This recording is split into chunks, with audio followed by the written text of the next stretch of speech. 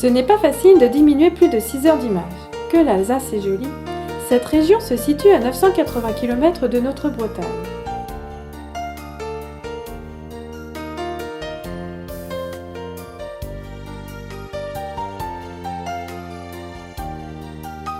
Et nous nous arrêtons pour la nuit à 650 km à Saint-Amand-sur-Fion.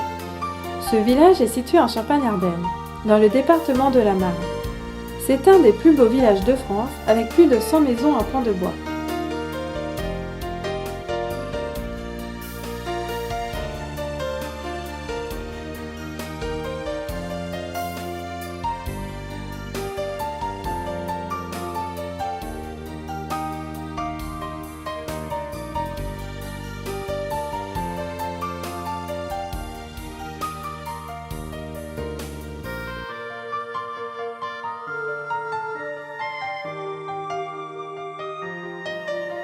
Nous passons au lac du Der, que tous les passionnés de la nature connaissent.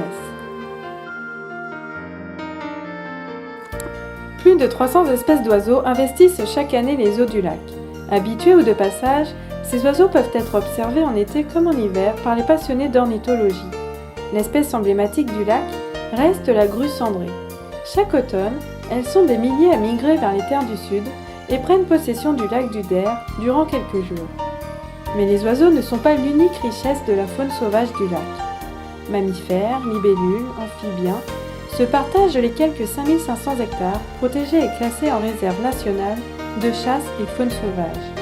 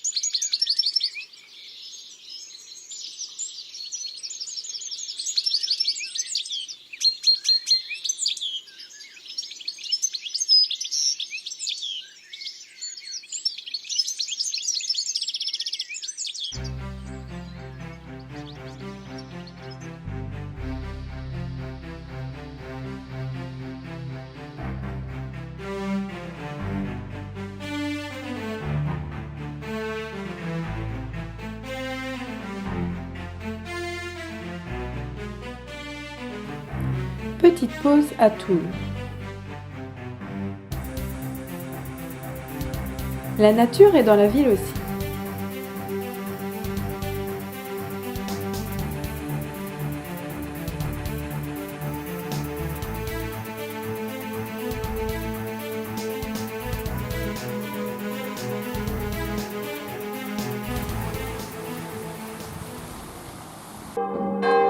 C'est la 4e ville de Meurthe-et-Moselle avec un patrimoine architectural et historique particulièrement riche. La cathédrale Saint-Étienne, magnifique édifice de conception romane et d'architecture gothique, se trouve au carrefour de différents courants stylistiques et s'impose par sa beauté et son originalité.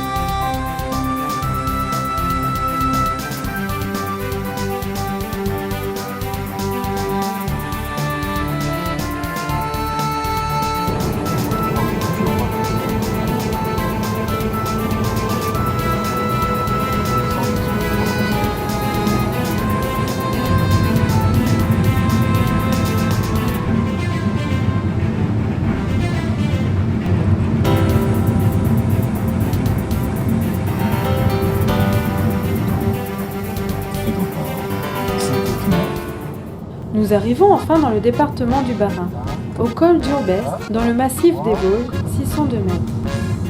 Notre cigogne est très contente de revoir son pays natal. Nous l'avons achetée en 2005 en Alsace et elle nous suit dans toutes nos promenades.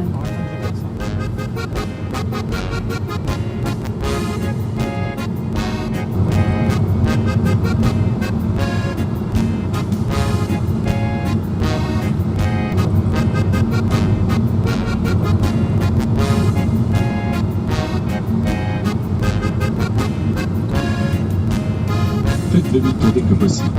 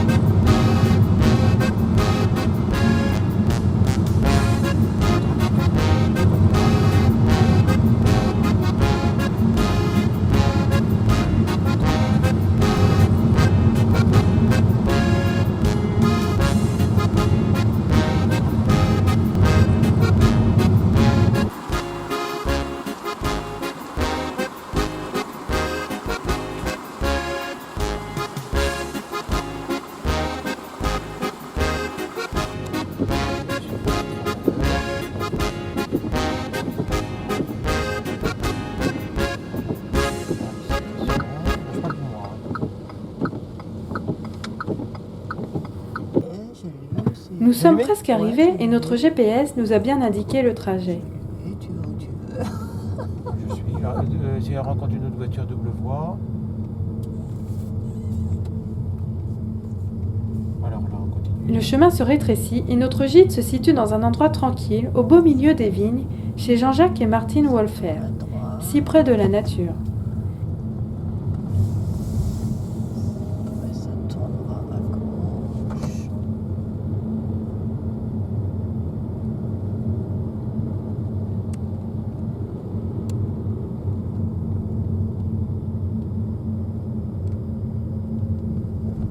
On va tout droit. Oui. Allez. Tournez à gauche. Et ensuite, Je vais faire. Arrête. La pluie nous accueille, mais pas longtemps.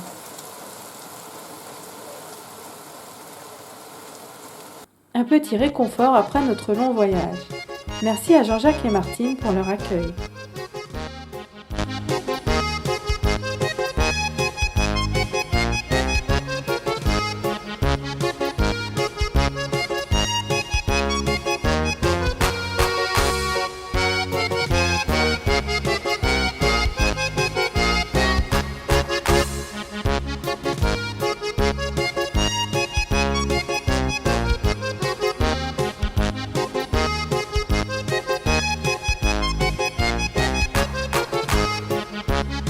Les hirondelles rustiques sont tous les ans de retour pour le bonheur des propriétaires.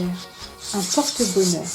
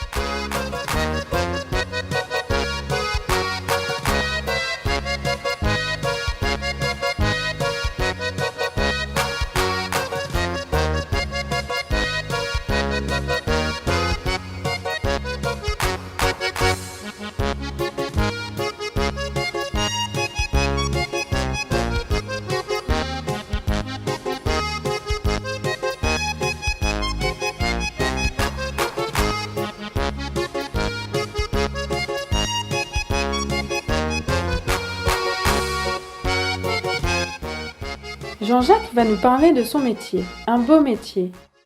Je m'appelle Wolfer Jean-Jacques, j'ai 52 ans et puis je suis viticulteur, c'est-à-dire de père en fils depuis 3 générations. Bon, la superficie de l'exploitation compte à peu près 7 hectares en production, qu'on a un peu agrandi depuis bien une génération. Non? Bon, notre encépagement, c'est-à-dire notre production, se situe à peu près vers les 380 hectos, c'est-à-dire vers les 65 litres à l'art. Bon, la majeure partie de l'encépagement qu'on a, c'est encore du sylvaner, pinot blanc par après. Mais maintenant, bon, comme il y a une grosse demande de pinot noir, pinot gris, je pense que c'est surtout le pinot gris qui va être le fer de lance dans les prochaines années. Pour ma part, ouais, comme dit, on est en société aussi avec ma femme, Annick, qui est très important dans l'exploitation, c'est-à-dire qui gère en partie les gîtes. On a 2 gîtes. Pratiquement toute l'année, il y a un petit peu du monde qui passe. C'est bien, c'est une bonne chose. Et puis pour ma part, bon, on a 2 garçons qui par après suivent un petit peu dans l'exploitation. Je suis très fier un petit peu de ça. À voir. Bon. Maintenant, bon, qu'est-ce que je pourrais encore vous dire par après, bon, cette année, je pense que les vendanges vont être relativement tôt, vu les conditions climatiques qui étaient un peu mauvaises en début d'année et qui se sont un peu arrangées. Là, au mois de juillet. Maintenant, bon, la pluie, comme dit là, au mois de juillet, était bénéfique. Et puis, bon, le reste, on verra. D'ici 3 semaines, je pense qu'on va attaquer 4 semaines. D'ici début septembre, qu'on va commencer avec les créments. Les créments, c'est toujours un petit peu 8-10 jours d'avance par rapport aux vendanges normales. Là, c'est la première étape maintenant. Tu vois, le fruit de mon travail, tu peux dire, de toute l'année. Et encore un petit peu en attente, mais pas pour longtemps, d'ici 1 mois. On va les cueillir, les belles grappes. Bien formées, tu vois. Et puis, un petit peu de l'eau qu'on avait eu au bon moment. C'est très important, un petit peu de tout, un ensemble, de l'eau et puis par après le soleil. Voilà. Là, on a un peu effeuillé même. Un petit peu enlever les feuilles, tu vois, qui étaient un petit peu de trop, pour que le soleil puisse bien mûrir. Voilà. Un petit peu les raisins bien exposés au soleil, surtout côté est, tu vois, que le soleil le matin, il est bien côté soleil. Bon, ça c'est un petit peu, tu peux dire, la dernière étape de mon travail. Avant les vendanges, tu vois. Voilà. Alors, premier temps, bon, on avait commencé. Je te parle aussi un petit peu au premier temps ce qu'on avait fait comme taille. Tu vois, d'abord, en hiver, la première chose qu'on fait après les vendanges, on sort les ficelles, les 2 ficelles qu'on avait mis qu'on les a mis maintenant. En fait, quand au mois de juin-juillet, on a mis ces 2 ficelles qu'on appelle chez nous des ficelles de palissage qu'on met pour maintenir les sarments, tu vois, qui tombent pas. Ça c'est la première étape et ça a été fait avec une machine, tu vois. Et comme dit là, la première étape après les vendanges, quand les raisins ils sont enlevés, on commence à sortir les 2 ficelles.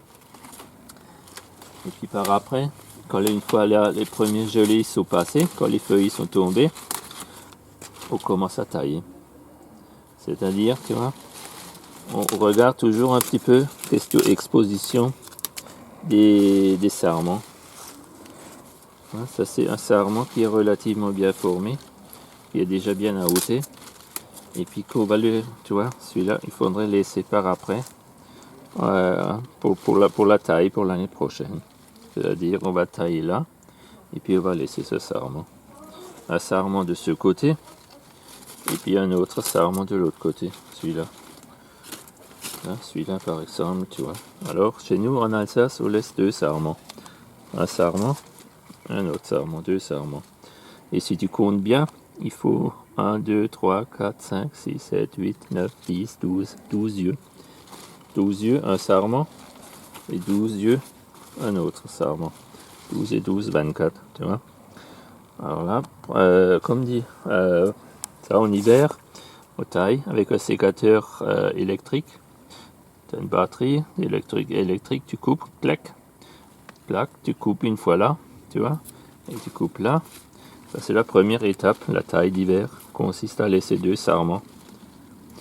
Voilà. Et après, comme dit, tu fais 2 coupes avec le sécateur électrique et tu laisses le pied. En fait, tu laisses le bois restant, tu laisses sur pied. Voilà. Et ça, tu fais un pied après l'autre, tu tailles. Avec une fois, ce sécateur électrique, chez nous on dit pré-tailler le pied. Voilà. Et ça, c'est une étape très longue. Et puis ça, c'est très important de choisir bien le bois pour la récolte pour l'année prochaine. Voilà. Comme dit, ça tu fais le pré-taillage avec le sécateur électrique, premier temps, et après, quand tu as une fois passé, sécateur électrique, tu descends le bois restant qui est encore là sur pied, tu le mets dans la rangée, c'est-à-dire cette rangée et l'autre rangée à côté. Tu mets tout dans une rangée. Et après, quand tu as tout descendu le bois, tu passes avec le tracteur et puis le broyeur et tu passes le broyeur et c'est bon. Ça, c'est la première étape, tu peux dire. C'est la taille d'hiver. Consiste à laisser 2 sarments pour la future récolte de l'année prochaine. Et après, tu vois, au printemps, quand la taille est terminée, on va les plier les 2 sarments. Voilà, celui-là et l'autre, tu les plies en archure. Et tu peux déjà bien voir ce qu'on a fait enfin l'année dernière. Voilà, celui-là, on l'a plié à côté. Et puis l'autre, on a plié de l'autre côté. Ça, c'est le vieux bois de l'année dernière qu'on a laissé. Les deux là, les 2 sarments qu'on a pliés. Puis par après, tu les plies et avec une machine, tu les attaches. Tu vois, c'est une machine, tu mets au dos, électrique, et ça fait le nœud. Tu vois, ça fait un nœud. Et c'est même biodégradable, c'est-à-dire si ça tombe par terre, c'est bon. Pas de problème de plastique dans les vignes. Tout ça, ça se décompose. Tu sais, chez nous, il faut toujours commencer par le début, c'est-à-dire, normalement, tu commences par les premières gammes, c'est-à-dire des vins qui sont un peu différents, enfin, première gamme des vins, c'est-à-dire le pinot blanc, les Riesling, après le Sylvaner, après tu as le pinot gris, et après le pinot noir, que j'ai pas là, et au tout dernier, tu as le Gewürz. Voilà. Et après, c'est important de voir un petit peu les différents cépages. Et il y a toujours une façon de commencer la dégustation de vin. C'est-à-dire, tu as d'abord les pinots blancs qui sont un peu secs, par après le Riesling. Et après, tu as les vins un peu plus fruités, le pinot gris et le Gewürz. Et après, le muscat. Voilà. Dégustation du vin. Une fois un pinot blanc. Voilà, un pinot blanc.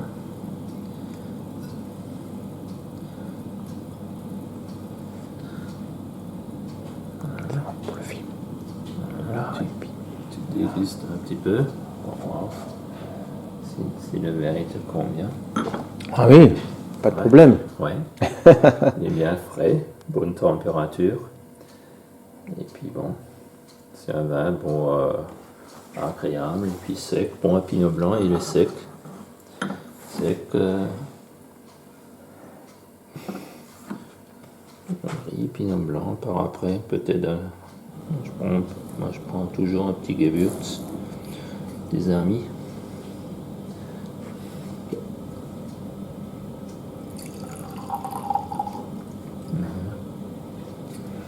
Ce qui est important, le Gewürz, c'est un petit peu les arômes qui ressortent. Arôme discret mais suffisant.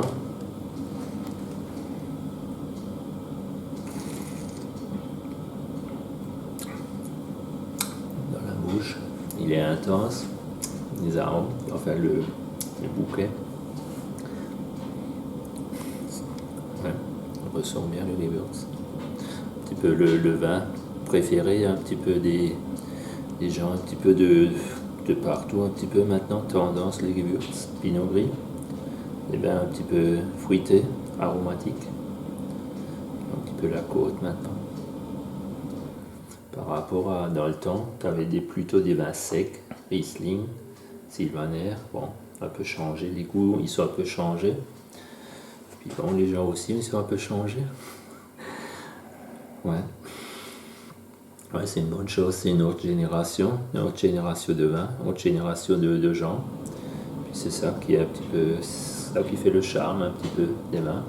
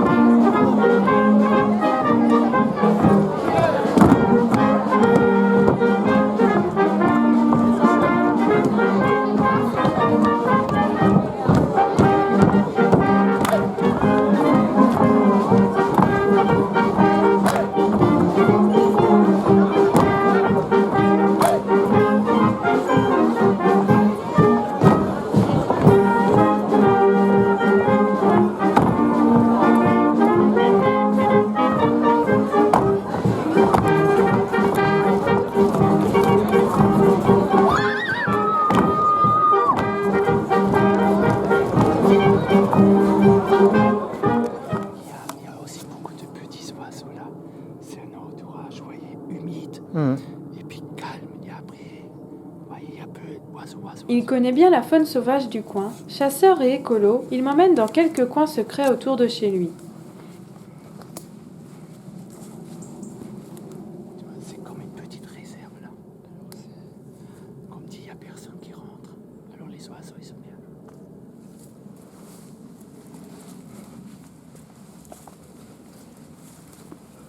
Ici, un de ses collègues met très régulièrement maïs et pommes pour attirer les sangliers. Doucement. Je pourrais même m'installer dans un mirador pour essayer de les filmer. Pas facile. Ah ouais, qui dorment. Oh non, non, il nous regarde là. Ah ouais, ils nous regardent. Alors, ça m'étonne Ils qu'il nous se... repérer. mais je m'étonne qu'il ne soit pas envolé, Non, ouais, moi aussi, parce que c'est craintif. relativement.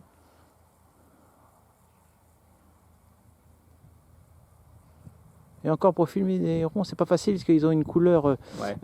Il faut après que je, que- voilà, il faut. Truc bien dans la nature. Voilà, en et fait, puis c'est trop clair à filmer, tu vois, là, Ouais, ça ouais, va ouais, encore, là. Mais.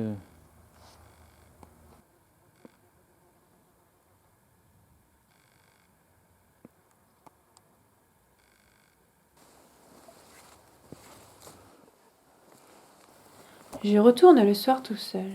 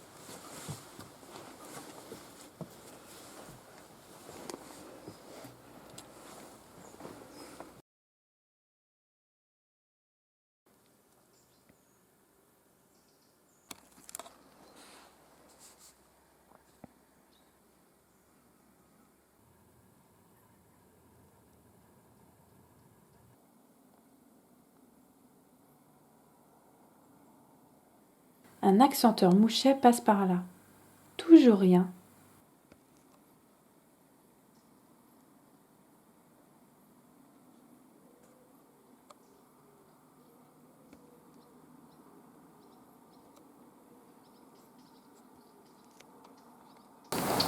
Les oiseaux s'agitent.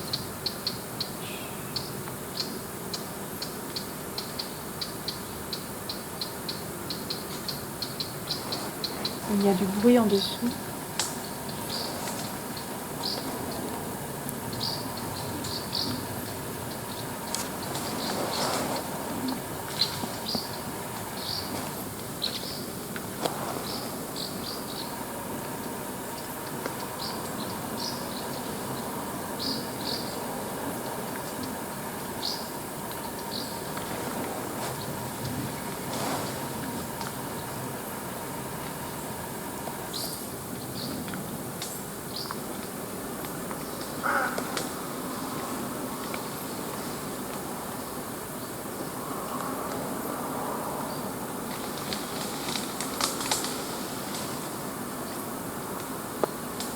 Je suis venue de soir, mais rien.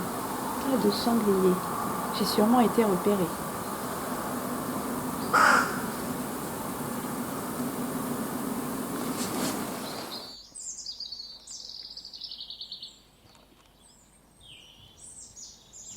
D'autres matins, levés presque avant les oiseaux comme ces pinsons, je me dirige vers un autre mirador.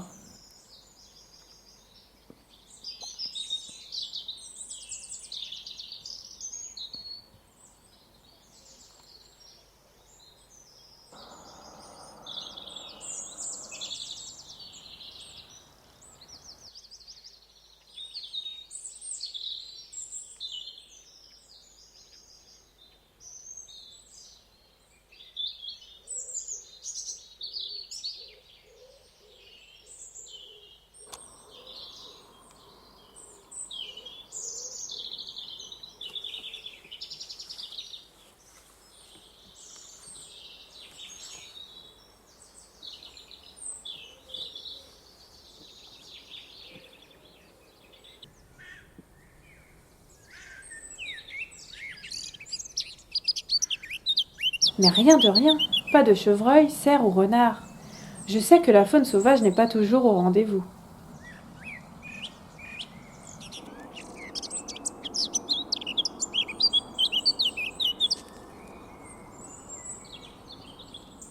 Mais de notre gîte, je pouvais apercevoir des rouges-queues noirs, pas très courants en Bretagne. Il court et sautille sur le sol, mais peut attraper des insectes volants. Dans les arbres, il préfère les branches basses. C'est un oiseau terrestre. Pendant la période nuptiale, le rouge-queue noir chante continuellement, et de plus en plus quand le printemps s'annonce. Il lance des cris brefs, tandis qu'il s'accroupit et agite sa queue nerveusement. Il chasse les intrus hors de son territoire.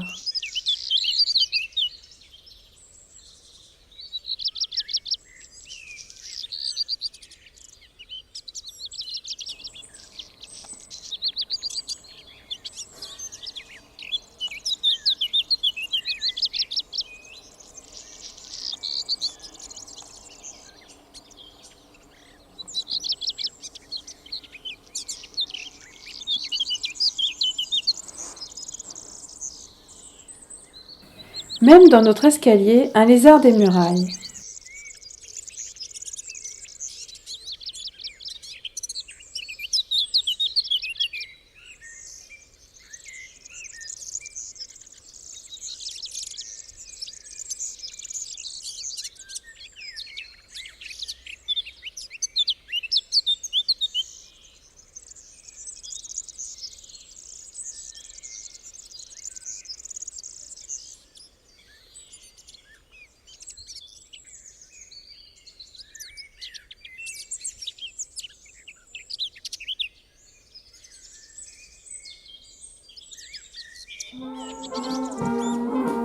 Ah, le vin, le vignoble, la tradition, le terroir, nous y sommes, à la fête du vin à Epfing.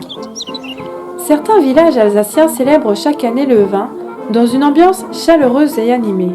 Ces fêtes du vin permettent de déguster les meilleurs crus des viticulteurs et de découvrir les rues pittoresques des villages qui font le charme de cette belle région.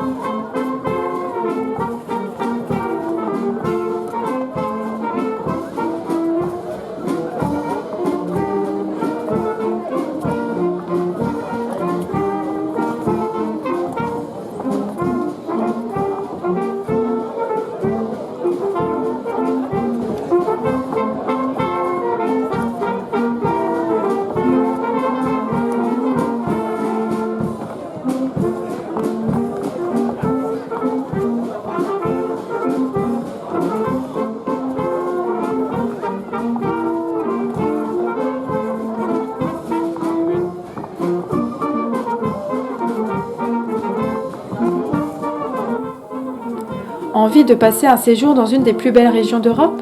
Venez en Alsace. Située au cœur de l'Europe, à côté de la Suisse et l'Allemagne, l'Alsace est une région où se mêle une grande variété de paysages. Forêts, vallées, plaines, vignobles. Sa taille fait d'elle une région en taille humaine et rend sa découverte facile. L'Alsace jouit de ressources capables de séduire les publics les plus variés et les plus exigeants. Découvrez son histoire mouvementée, son architecture, sa culture régionale, sa gastronomie, ses fêtes traditionnelles. Un voyage que vous n'êtes pas prêt d'oublier. Alors suivez-moi. Kaysersberg. Avec ses nombreuses maisons à colombage, son beau centre historique et son château impérial en ruine dominant la ville, Kaysersberg signifie la montagne de l'empereur, est de ce fait une étape incontournable en Alsace. La ville est par ailleurs très réputée pour son marché de Noël et ses préludes de Pâques.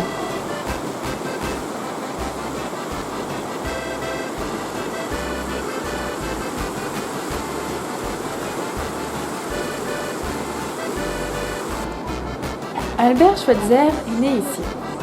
Théologien, philosophe, musicien, médecin, enfin Schweitzer s'embarqua pour le Gabon en 1913 et y construisit un hôpital à Lambaréné sur la rive de l'Ogooué. Prix Nobel de la paix en 1954, et malgré les critiques et vicissitudes qui l'affectèrent souvent, Albert Schweitzer reste l'une des figures les plus marquantes et l'Alsacien le plus célèbre du XXe siècle.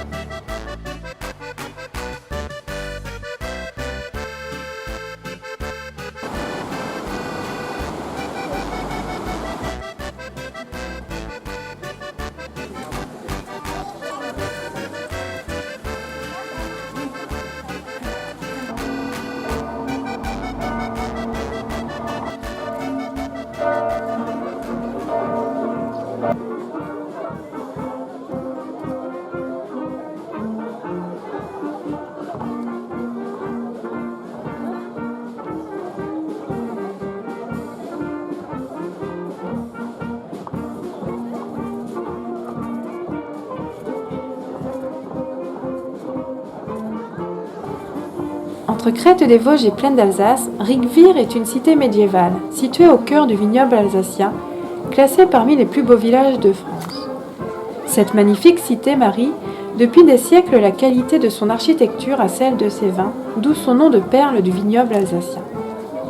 C'est l'un des villages les plus connus de la région, et probablement le plus visité. Sa situation au milieu des vignes lui donne un charme fou. Le village comporte bien évidemment de très nombreuses maisons à colombage, superbement mis en valeur et fleuries, et les remparts très bien conservés entourent cette perle du vignoble.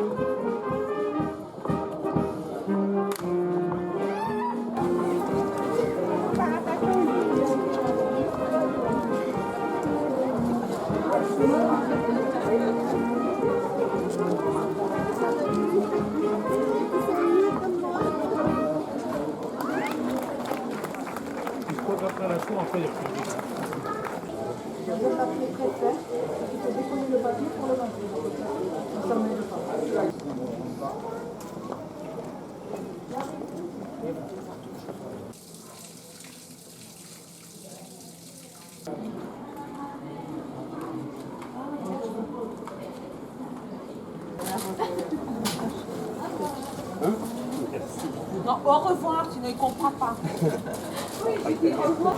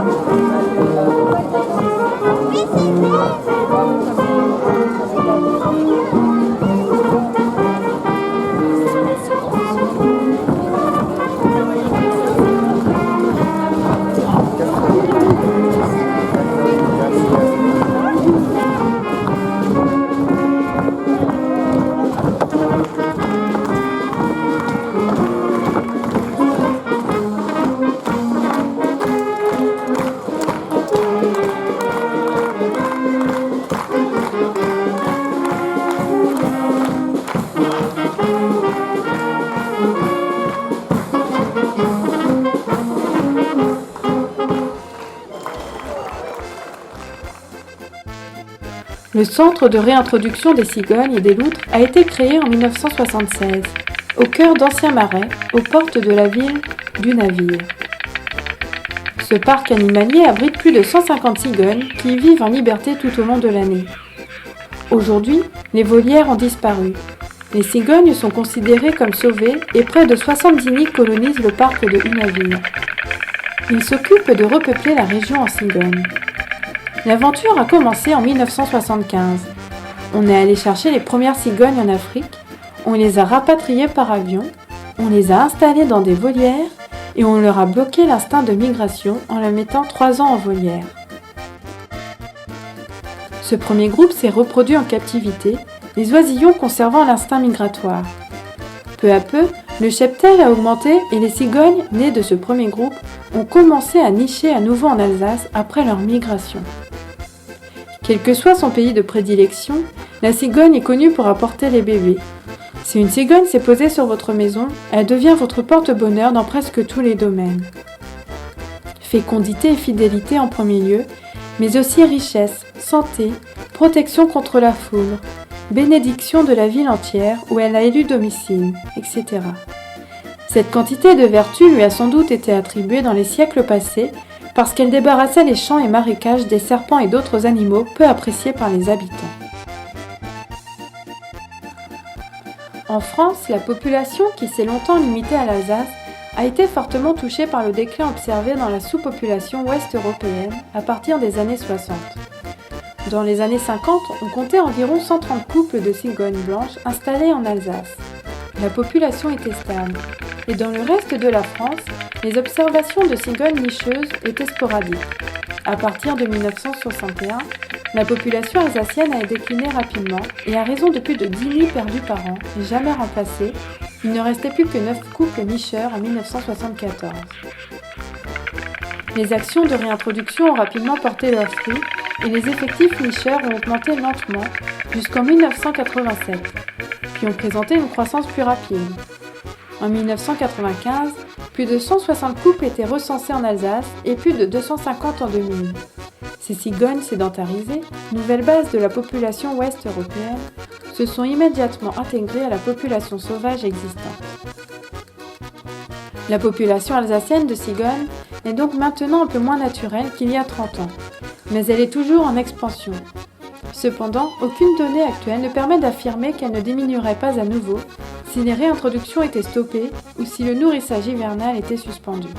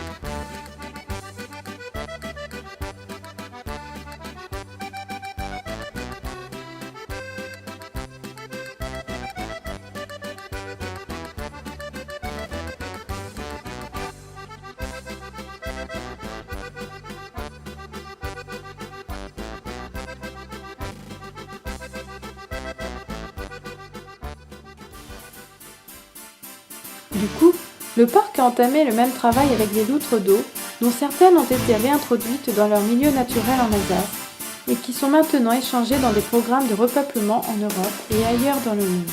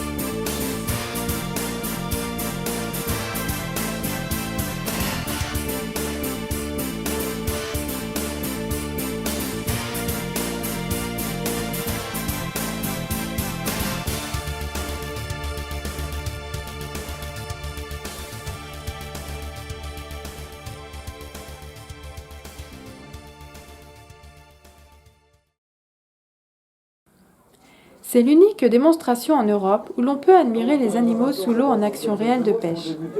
Ainsi, oiseaux et mammifères vous montrent de quelle manière ils se nourrissent. Avoir des animaux faire des loopings, des sauts périlleux, sauter dans des cerceaux ou même jouer avec des ballons. C'est pas du tout le but recherché ici. Ici, on veut simplement vous montrer les différentes techniques de nage et de pêche de différents animaux pêcheurs.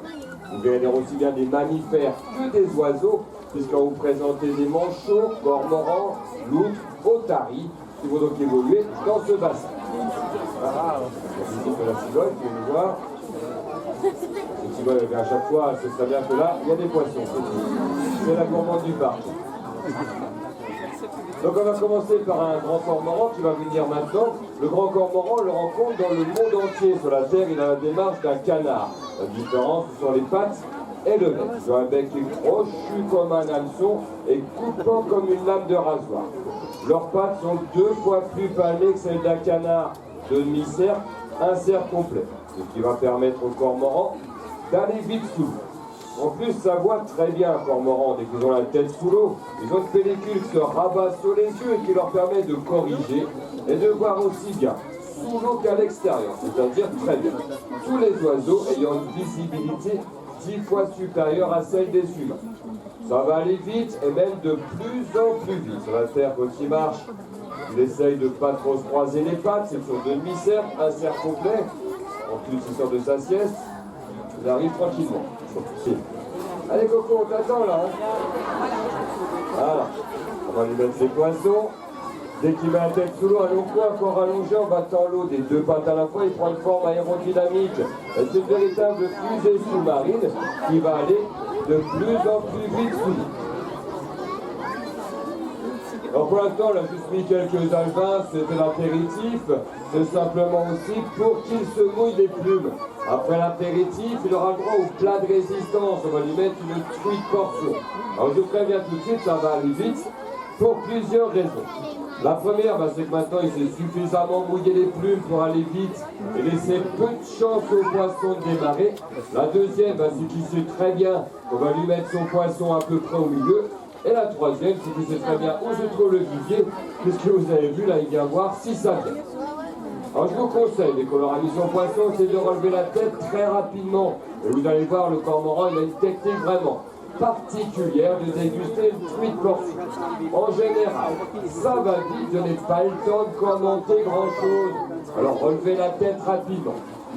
Je vais quand même essayer de commenter ça. On va lui mettre son poisson, il va partir en volant. Descendre rapidement, selon la frappée, montant sur match, relancer la tête de première, il avait un seul morceau complètement libre, la tête de la première, comme ça. Vous avez prévu, ça va vite. C'est ce qu'on appelle déguster pour un cormoran. Ça va vite, il ne prend pas le temps de faire la cuisine.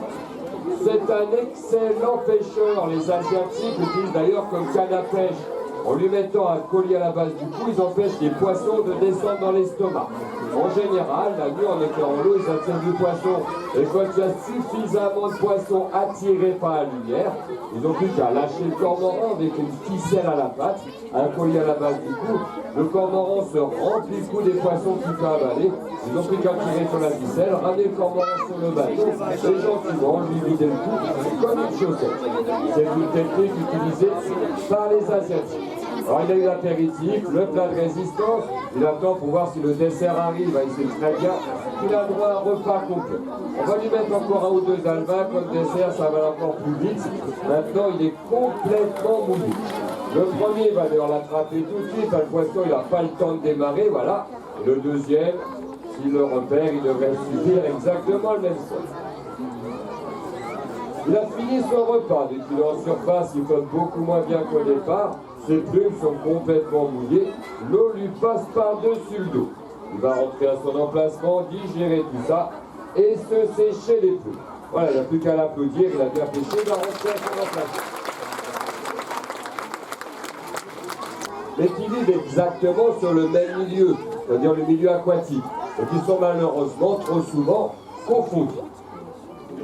Alors il y en a plusieurs qui vont faire le tour de chaque côté avec leurs soigneurs. Vous allez voir d'ailleurs des ragondins non seulement de tailles différentes, mais également de couleurs différentes, puisque ceux que vous allez voir maintenant de chaque côté sont tous issus d'élevage.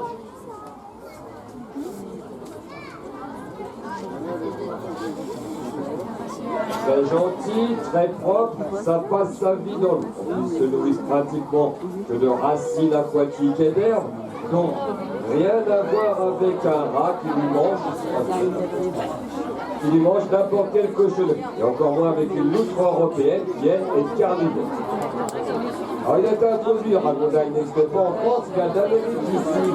C'est dans les années 1900 que les propriétaires d'élevage, voyant que la cour se vendait mal, les ont relâchés dans la nature. Et c'est devenu une catastrophe. Alors ces ragondins autour du bassin, ils peuvent encore grossir. Et un mâle adulte dans la nature peut atteindre entre 12 et 13 kilos sans problème. Vous imaginez donc les dégâts qu'ils sont capables de faire dans les berges des rivières, les digues des étangs, champs de maïs, etc. D'ailleurs, pour cette raison que dans certaines régions, on est obligé de les piéger. Malheureusement, avec des pièges qui ne faisaient pas la différence entre une loutre et un myocastor. C'est encore une des raisons de la disparition de la loutre en France, le piégeage du myocastor. C'est un rongeur, je l'ai dans le lapin, en tout cas pour l'instant. L'adulte, il porte des dents qui atteignent 5 cm de long et plus d'1 cm de large. 8 à 9 kg, la taille d'un petit chien, mais avec des grandes dents. La différence avec un castor, simplement que le castor a la queue aplatie, tandis qu'un myocastor ragondin, il a la queue arrondie. Notamment la morphologie est quasiment la même. Donc un castor, il est quand même beaucoup plus gros, il peut atteindre 25 à 30 kg sans difficulté. Alors vous avez vu, au bout du bassin, il y en a de couleurs différentes. Vous avez le du parc, dans le bassin à côté, vous en avez des noirs, il y en a même des petits noirs, comme qui est là-bas. Alors ils ne sont pas du tout albinos, ça sert à rien.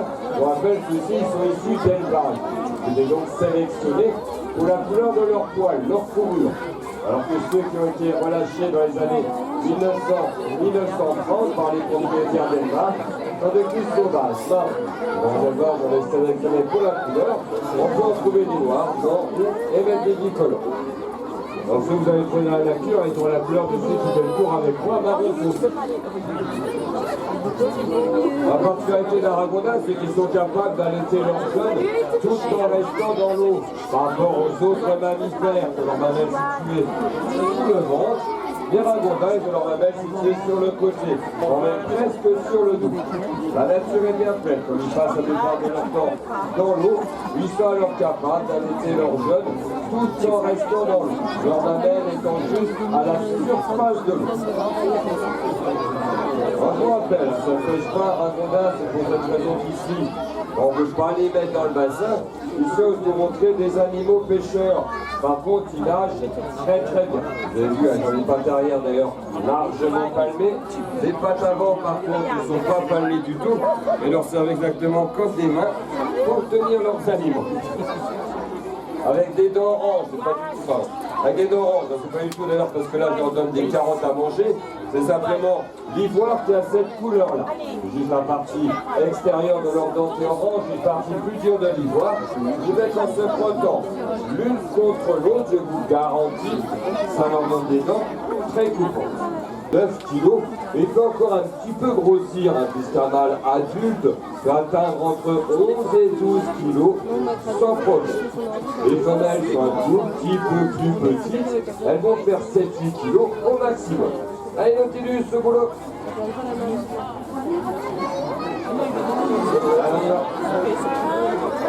La loutre, sinon, c'est par ondulation du corps qu'elle se déplace. Elle a les 4 pattes largement palmées et une longue queue qui lui sert de gouvernail. Elle n'est pas rapide sous l'eau, mais elle est silencieuse. Elle va chasser un peu comme ferait un chat avec une cible.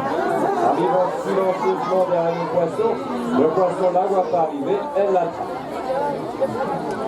En surface, elle a pu attraper deux à mon avis, ouais, c'est ça. Quand elle regarde les poissons dans la gueule, comme ça, c'est qu'elle a attrapé deux d'un coup. Ça vous donne un petit peu une idée de la rapidité qu'elle peut avoir dans la mâchoire. Elle en a attrapé un vivant, elle a réussi à attraper le deuxième sans lâcher le premier. Alors du coup, là, elle vient de manger sur les strates, c'est plus sûr, elle est sûre de ne pas les perdre en route. On a un coup d'œil le tue, son poisson, là, des dents de chat, la loutre, mais par contre, une puissance de mâchoire qui est supérieure à celle d'un chat. On voit d'ailleurs très bien les muscles de son front qui bougent. Elle a la partie supérieure de sa mâchoire qui est musclée. Et c'est une double pince qui découpe le poisson en quelques secondes.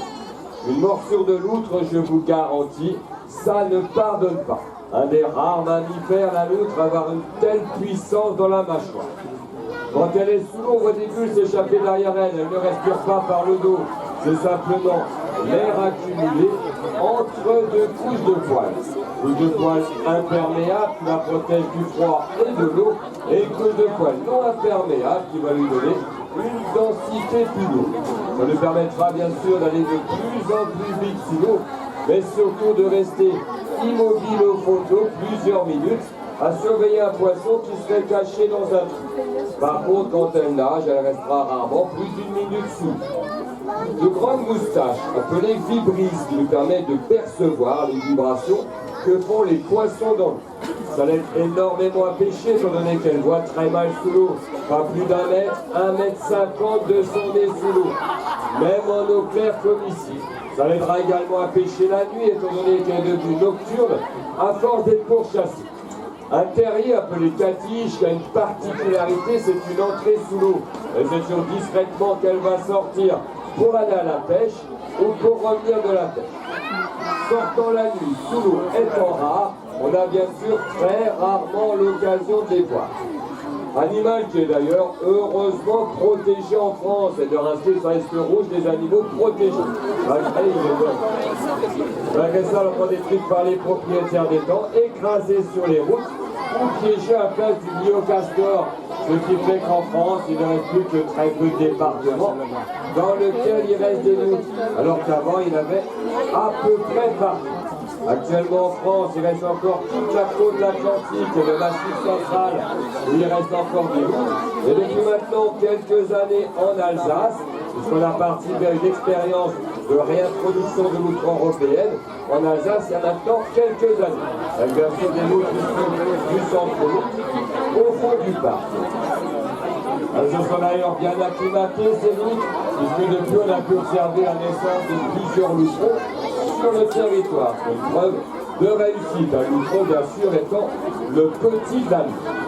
Alors dans la nature, elle serait incapable d'attraper un poisson d'eau vive, en tout cas un poisson en pleine eau, beaucoup trop rapide pour elle. En plus le poisson, il aurait vite fait de se cacher dans un trou. La loutre, elle va se nourrir, c'est une poisson malade, blessée ou en surnombre. Et si elle se nourrit de poissons malades, on verra, ils sont malades par des pesticides ou des produits chimiques. Elle va accumuler ces pesticides dans son organisme, elle va devenir stérile, ou à forte dose, elle pourra même en mourir. C'est encore une des raisons de la disparition de la loutre en France, la pollution des rivières. En général, elle mange sur la terre, ce sont des tout petits poissons comme ici, vous avez vu, elle arrive quand même à les manger dans l'eau. Et si elle fait la planche, elle le fait très très mal, en tout cas par rapport à la loutre de mer qui vit au Japon, en Californie, et elle se nourrit exclusivement dans l'eau en faisant la planche. C'est la loutre de mer qui utilise un caillou qu'elle met à plat sur son ventre pour casser les oursins ou les coquillages qu'elle vient de pêcher. Alors que la loutre européenne, en général, elle mange sur la terre. Caractère qui est tout près du chat, la loutre. Déjà, elle miaule comme un chat, en plus elle est très joueuse. Elle siffle aussi comme une marmotte. En général, c'est quand elle est en colère. Un chat, c'est quasiment impossible à faire obéir.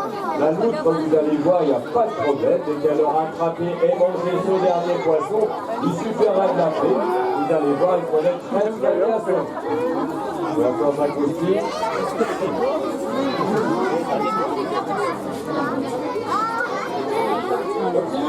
Voilà, elle va accélérer, elle va revenir à toute vitesse. Et une fois sur l'estrade, elle devrait même rentrer en courant. Et Nautilus, allez, hop, hop, hop, hop. Et maintenant, on va faire venir un autre cormoran, qui on va pas demander cette fois-ci de faire de la vitesse comme tout à l'heure, c'est-à-dire pêcher des truites. Mais qui on va lui demander cette fois-ci de pêcher une anguille. Alors l'anguille, c'est pas du tout un poisson rapide, mais par contre un poisson nerveux et musclé. Venir une anguille à la main, c'est quasiment impossible. Le cormoran, lui, n'a pas de problème, il a des gros cheveux comme un hameçon et coupant comme une lame de rasoir. Ce qui va lui permettre de tenir aisément son anguille. Son problème, par contre, ça va être de l'avaler. Vous avez vu tout à l'heure que pour avaler une portion, la tête la première, il n'avait pas de problème. Son anguille, il faut qu'il fasse la même chose. Et l'anguille, ça a une particularité. Dès qu'on lui touche la tête, elle recule aussi vite qu'elle avance. Et bien qu'ils aient l'habitude d'en pêcher. Mais je sais pas qu'en mer, le cormoran, il pêche aussi en hiver. En étant, en hiver, il est même ici dans le Rhin et dans toute l'Europe centrale. Poisson facile à attraper pour lui, un peu plus difficile à avaler. Ça va se passer en surface, en général, le cormoran, il avale ses poissons en surface. Le grand cormoran, il met son anguille, devrait devoir la repérer facilement, l'attraper, la monter en surface et maintenant il va falloir qu'il l'avale. Mais l'anguille, ça se défend. Il va lâcher, là, il la récupère avec une petite poursuite. Là, quand il la rattrape, là, il va échapper l'anguille.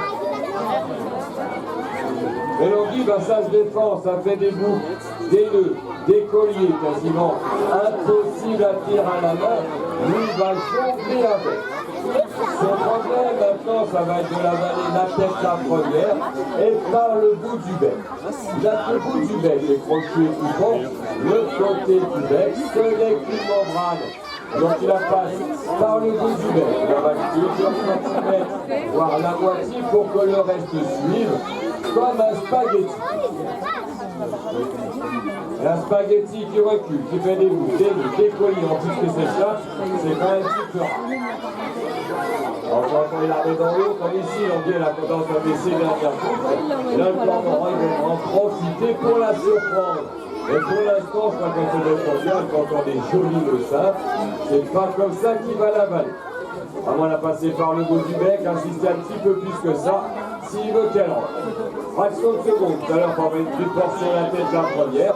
Une envie, quelquefois, ça peut mettre plusieurs lignes de fer en insistant un petit peu, ça te fait penser pour et un spaghetti qui recule. On la voit très bien qui remonte dans le cou d'oiseau, là, c'est bien sérieusement le haut. Alors on va lui mettre un poisson sonné, je crois qu'il l'a déjà. On est en train de le dire en dessous, alors on va lui mettre un poisson sonné, et si suffisamment gourmand pour y aller, il ne peut pas s'en empêcher, double bec, et automatiquement, si l'anguille remonte jusqu'au bout du bec, là ça risque de lui réserver une petite surprise. Il ne peut pas trop s'en empêcher, là il y va, et automatiquement ça ressort. Ah, il faut qu'il fasse quelque chose. La progression est une poisson, je crois. L'anglais est ressorti complètement. Il faut qu'il commence plus au travail. Alors bien sûr, vous allez me dire, c'est un petit peu méchant de lui faire ressortir son anguille comme ça. Mais dans la nature, ça se passe exactement de la même façon. Dès qu'il a attrapé une anguille, il cherche à avaler une deuxième, ou un autre poisson comme ici. Et vous avez vu, c'est automatique. Quand l'anguille elle en marche arrière dans le cou d'oiseau, elle en profite pour ressortir dans le bassin. Elle ressort encore. Bien sûr, ici, on met des poissons filés, on prolonge un peu la sortie, et je vous rappelle, ça va quand même tout à fait naturel. Il est encore sérieusement loquet, mais ça va durer très longtemps. Le cormoran, il a fait des cicatrices très puissantes qui gèrent les arêtes, les écailles. En quelques secondes, son anguille maintenant va bientôt être asphyxiée. Quelques minutes, elle sera même complètement digérée. Le cormoran, c'est carrément de l'acide chlorhydrique qu'il a dans l'estomac. Ah, il a dû repérer un poisson là, qui reste dans le bassin, là, apparemment, là, s'il plonge. Mais là, je pense que maintenant, ça va mieux. Il a réussi à avaler son anguille, elle doit être à moitié asphyxiée, même s'il a encore un petit peu le hoquet. Alors, bien sûr, il n'a pas le hoquet, le cormoran, c'est un des rares oiseaux qui n'a pas de narine, et resté à une fente sur le côté du bec. Et justement, comme l'anguille va le remonter jusqu'au bout du bec, encore maintenant, il est obligé de la ravaler à chaque fois. Ce qui donne un petit peu l'impression qu'il a le hoquet. Voilà, mais je pense que son hoquet ne sera pas gêné pour rentrer à son emplacement, digérer tout ça et se sécher les pieds. Donc là, il hésite un petit peu à rentrer, il est encore sérieusement loqué, l'anguille est encore en marche arrière dans le cou d'oiseau. Il sait très bien que s'il vient la faire comme tout à l'heure dans le bassin, il la récupère facilement. Par contre, dans son emplacement, c'est un petit peu plus. Encore marrant, il a quand même un estomac qui peut contenir plus d'1 kilo de poisson. Donc c'est pas cette anguille et les quelques poissons qu'il a avalés après qui vont le gêner très longtemps. Bien sûr, quand il a avalé 1 kilo de poisson, dans ces cas-là, il est rassasié pour au moins 2 jours. Il faut quand même un petit peu de temps pour digérer 1 kilo de poisson. Voilà, donc je crois qu'on va le laisser dans le bassin avec son hoquet là. Il a encore, hein, l'anguille elle ressort encore là, du bec. Efficacement. Ah, il a qu'à boire un coup, ça devrait lui passer là. Et là il a encore sérieusement l'anguille en marche arrière. Je ne sais pas s'il va ressortir tout de suite. Allez, bon, t'as pas envie. Bon, s'il ne ressort pas tout de suite, c'est pas très grave, il va rester encore un petit peu dans le bassin. Et en même temps, on va faire venir maintenant des oiseaux avec une technique de nage complètement différente du cormoran, puisque maintenant on va vous présenter des manchots. Allez, tu vois. Un ventilateur, c'est pas la peine, on va les allez, allez là.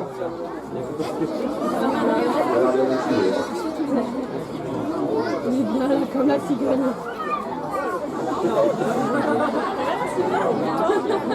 On n'aura pas. Elle les veut. Donc on va vous présenter des manchots. Ils vont venir en même temps que le cormoran, là c'est pas grave, tu peux rester avec moi si tu as envie, c'est pas gênant. Alors très souvent les manchots c'est des pingouins. En réalité le pingouin, lui il vole dans l'air. Alors qu'un manchot, lui il est incapable de voler ailleurs que sous. Manchot on trouve dans tous les hémisphères sud et pas du tout au pôle nord, contrairement aussi à ce qu'on pense très souvent.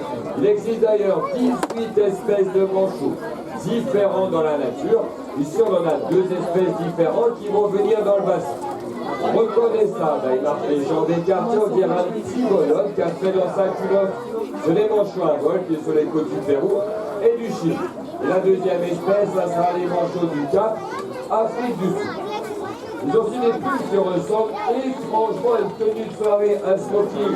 Et vous allez voir un smoking un petit peu arrosé car en général, ils arrivent en titubant complètement.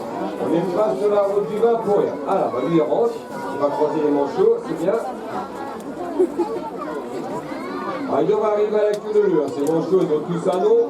En tête, c'est Pampers, suivi de Lotus, Grincheux, Atchoum, Frost, Timide et Dormeur, les deux derniers, en cultivant sérieusement. Là derrière nous, alors on y va. Alors les plus gros, c'est les manchots à bague, et les plus petits, là qui arrivent là maintenant, c'est les manchots du Cap. Un tout petit peu plus petits que leurs cousins, les manchots à bague. Bon, c'est quand vous voulez, hein. On va pas passer tout l'après-midi, là. Allez, on plonge, au boulot. Allez, dépêchez-vous, là, comment vous faire. De la pique, là. Allez, on y va.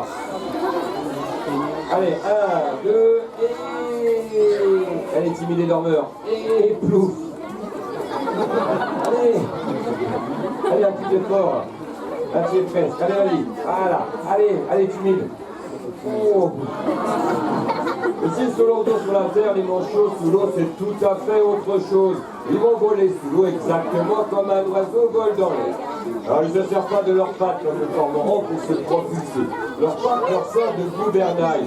Étant dépourvus de queue ou presque, tout oiseau pour voler a besoin d'un gouvernail. Eux, ils se servent de leurs pattes. Quand ils sont sous l'eau depuis un certain temps, on voit très peu de bulles s'échapper derrière eux.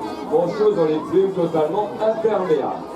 Un plumage d'ailleurs très épais, constitué de toutes petites plumes insérées les unes contre les autres et disposées en écailles, de manière aussi bien à les protéger des grandes chaleurs que du froid. Un plumage, je vous rappelle, qui ressemble un petit peu à un smoking. Bien sûr, c'est pas pour se rendre à un gala, simplement pour des raisons de camouflage et de mimétisme. Dans leur milieu naturel, vu du dessus, le plumage noir va se confondre avec les fonds marins, en général très sombres, et vu du dessous, le plumage blanc va se confondre avec la lumière du jour. Avec cette forme de fusée, son poids, la puissance de ses ailerons, c'est l'oiseau le plus rapide au monde sous l'eau. Ils sont d'ailleurs capables, lancés à pleine vitesse, d'atteindre des vitesses qui peuvent dépasser 15 km sous l'eau sans problème. Excellents pêcheurs, les manchots, de la vitesse où ils sont capables d'aller sous l'eau, mais je vous dis tout de suite, ils vont attraper leurs poissons sous l'eau et les manger sous l'eau, en les retournant comme le cormoran, la tête la première pour avoir les arêtes et les écailles dans le bon sens. Et avec des accélérations fantastiques, virage en droit, retournement, en quelques secondes, ils vont faire le ménage. Ça va leur aller très très vite et entièrement sous l'eau. Alors il y a toujours qu'un tout simple qui viennent directement réclamer en surface, les autres ils vont se mettre au starter en dessous, ça devrait aller vite. Allez, on y va. Allez, au boulot. Et en accélération, l'accélération, on doit retournement en quelques secondes, le ménage est terminé. Les capturés vont sortir, certains s'y prennent suffisamment d'élan avec un joli bois à plat ventre. Les autres ils vont prendre la marche avec une démarche plus humaine, de tour de face, encore pour du copion. Attendez, il y a encore Timide et Dormeur et Grincheux, allez on pousse sur les jambes, un petit effort. Allez,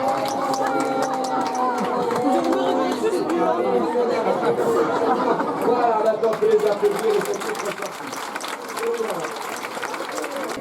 Une otage. Alors cette otage, on va déjà lui demander de faire le tour du bassin au ralenti. Elle devrait passer comme ça tout près des carreaux. Otarie de Bironia, Amérique du Sud. Par rapport à l'otarie, on a l'habitude de voir dans les cirques avec un ballon sur le nez, de l'otarie de Californie. L'otarie de Bironia, elle a le nez un peu plus aplati et le poil un peu plus rouge quand elle est sèche, marron foncé quand elle est mouillée. Alors que l'otarie de Californie, elle est de pas. Alors elle va arriver en marchant, elle a des pattes complètement imposées, qui va lui permettre de voler sous l'eau, et exactement comme un oiseau. Elle va commencer par faire une boucle dans le bassin, et puis elle va revenir gentiment tout près des carreaux, histoire de se faire tirer le portrait. Elle ne peut pas s'empêcher de jouer la vedette. Et si elle ne s'arrête pas à chaque carreau, elle passera en tout cas tout près. Si elle fait le tour, cette otarie, c'est elle aussi pour aller voir du côté du vivier. Elle sait très bien, elle aussi, où ça se passe. On lui mettra d'ailleurs plusieurs fois des poissons, elle les attrapera, elle aussi, la tête la première pour avoir les arêtes. et les écailles dans le bon sens. Elle a pourtant des dents pointues, plantées dans tous les sens, lui permettent d'attraper ces poissons, de les tuer, mais pas du tout de les mastiquer, elle en est incapable. De grandes moustaches d'otaries qui dépassent d'ailleurs les 30 cm qui nous permettent de percevoir les vibrations que font les poissons dans l'eau. Et comme pour la loutre, ces moustaches s'appellent également des gibus. Un corps allongé déclaré de grands yeux globuleux, vraiment une morphologie parfaitement adaptée au milieu aquatique. Alors une particularité aussi des otaries, c'est leurs petites oreilles externes, bien apparentes de chaque côté de la tête. Un moyen très simple de les différencier par rapport aux phoques qui en sont complètement dépourvus. Les phoques, ils ont juste un petit orifice à la place des oreilles. Excellente glisse dans l'eau, c'est dû bien sûr à sa forme aérodynamique, aussi un poil qui a une particularité. On l'utilisait à l'époque comme peau de phoque, met un bout de sa peau sous des skis, ça permettait de glisser le long d'une phoque, son poil étant suffisamment lisse, mais suffisamment raide également pour retenir un skieur dans la montée. Il nommait qu'elle s'arrête. Elle est très gracieuse, très souple. Son corps sous l'eau, on dirait que c'est du caoutchouc. Et je vous rappelle, c'est plus de 100 kilos de muscles qui verbotent vraiment dans tous les sens. Attention, faites l'audience, ça va déborder. Je vais rester, trop tard. Allez, en placement, c'est le premier rang, en tout cas pour les chaussures. Otaride, attention, ça vient vite, il y a une sacrée vague qui va suivre derrière. Otaride de Vironiac, elle appelle également Lyonnaire, tout simplement parce que le mâle a une lumière exactement comme un lion, alors que la femelle en est complètement déconfie. La mâle va lui faire un plus de 500 kg. Heureusement qu'on n'est pas 500 kg dans le bassin. Les femelles font rarement plus de 150 kg. Celle-ci, je vous rappelle, elle fait un tout petit peu de c'est déjà pas mal. Elle de belles accélérations, vraiment une force terrible dans les pattes avant. Elle connaît aussi très bien les limites du bassin, c'est Otarie. C'est nos frères qui touchent un carreau. Et par contre, les pieds vous avez vu les baraques, on continue. La communauté, c'est en surface, c'est comme un ciment, elle a sa bouche, elle va retirer en tout tomber. Une poisson est en surface, elle s'y met elle aussi. Et là, ça dépend. Voilà. Dans ce cas-là, quand on est à touche, les poissons volants, ils vont bien. Les grandes moustaches de Paris, mais par rapport à la mouche, vous avez vu tout à l'heure, qui est capable de donner 1,50 de son décision. L'Otarie est capable de voir un poisson à l'opposé du bassin, ça va écouter. Les moustaches à l'Otarie, ça va être un pseudo-approximatif. Et c'est surtout les grands poissons qui l'intéressent, puis les 15 à 20 kilos de poissons qu'un mâle peut avaler par jour. Les femelles font environ de 7 kilos de poissons par jour. C'est déjà pas mal. Alors je vous rappelle un peu des pattes, qu'elle a l'avant à l'arrière, des pattes complètement atrophiées, transformées en grandes nageoires, qui lui permettent, comme à l'Otarie, vous avez vu quand elle arrivait tout à l'heure, de se déplacer sur la terre en marchant. En tout cas, par rapport au poste, elle est incapable de se déplacer autrement qu'en rampant. Très très bien. On va donc lui mettre son dernier poisson, bien entendu, et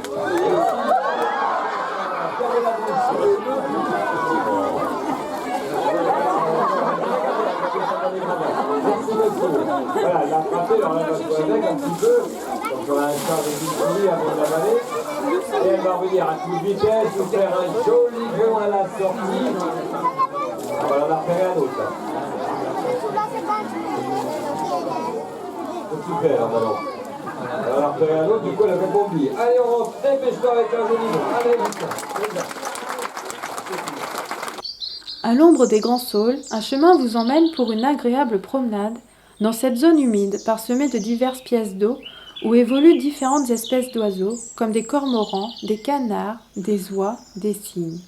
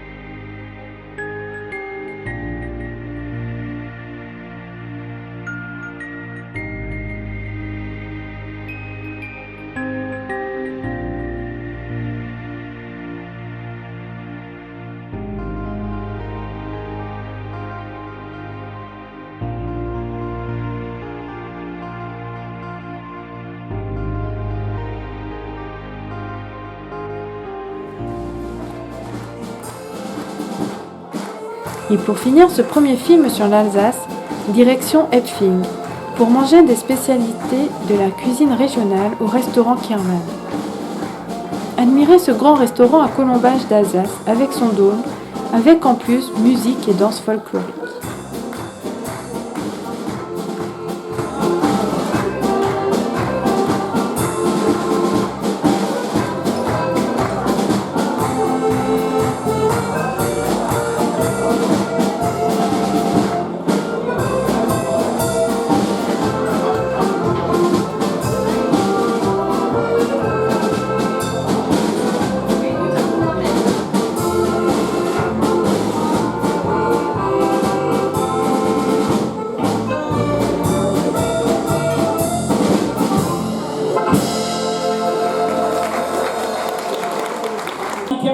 C'est là, vous me répondez? T'as entendu, Charles? Cuette.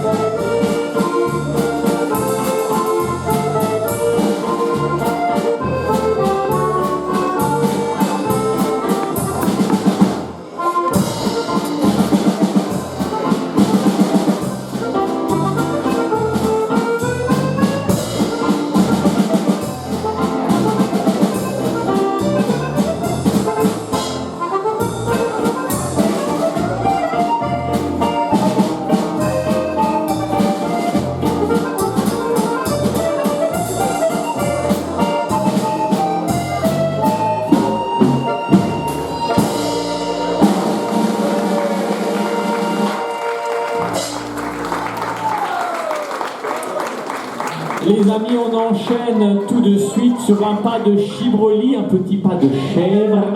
Jetzt geht's Rotschin de Rocher.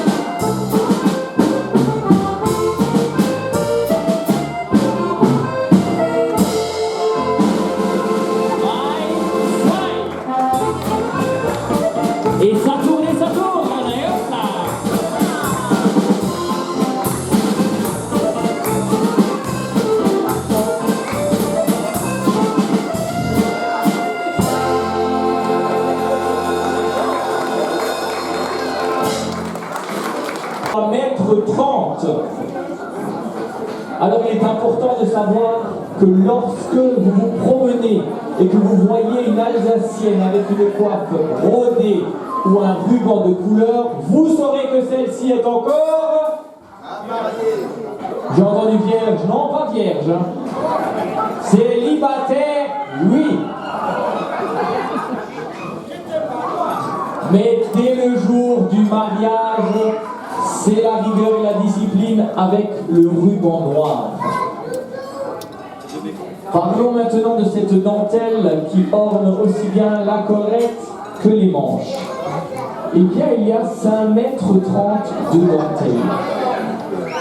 Toujours amidonnée à l'ancienne avec l'amidon Rémi. Temps de repassage, une bonne heure. Et lorsqu'on voit le résultat, je pense que ça mérite vos applaudissements. Bravo les filles. Maintenant, nous allons parler de la couleur de la robe. On va démarrer avec Sylviane, qui porte une robe rouge écarlate avec 1, 2, voire 3 galons noirs. On savait que c'était la robe de la jeune femme catholique. Lorsqu'elle porte une robe rouge, mais d'un rouge plus soutenu, une robe bleue, verte ou mauve, avec cette fois-ci un galon fleuri, comme vous le montrez bien Anita et Brigitte, eh bien on savait que l'Alsacienne était protestante. Donc le dimanche matin, quand l'Alsacienne allait à l'office, rien qu'à la regarder, on savait plein de choses. Grâce à la coiffe, on savait qu'elle était célibataire ou mariée. Grâce à la couleur de la robe, catholique ou protestante. Et l'Alsacien aimerait savoir également si l'Alsacienne était de la campagne ou de la ville. Pour cela, il regardait le tablier. Sylviane et Anita vous présentent un tablier rocher. C'est un tablier qui est fait mécaniquement et qui était porté par les jeunes filles de la ville, les bourgeoises qui avaient suffisamment d'argent pour s'offrir un tel tablier. Brigitte vous présente ce soir un tablier brodé. C'était le tablier des paysannes, dit également Puramaïla. Et oui, à la base, il était en soie noire, mais pour l'égayer, pour faire concurrence aux jeunes filles de la ville, la paysanne y dessinait des motifs de fleurs des champs, et pendant les longues soirées d'hiver, elle brodait son tablier. Maintenant, les amis, fini le blabla, maintenant regardez dessous. Ya ya. Vous êtes d'accord? On démarre. Voilà. Monsieur est en train de zoomer avec l'appareil photo. Le jupon et sa petite broderie anglaise. Les amis, est-ce que tout le monde voit bien ce jupon? Ya ya. Alors on continue. Ça monte un petit peu. On continue avec le panty. Dit également la culotte. Chers amis, est-ce que tout le monde voit bien ce panty? Oui?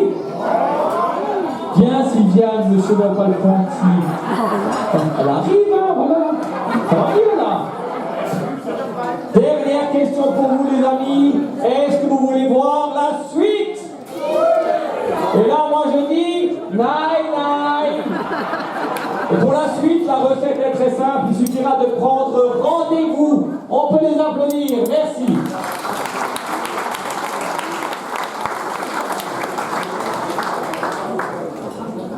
Allez, maintenant nous allons parler du costume de l'Alsacien.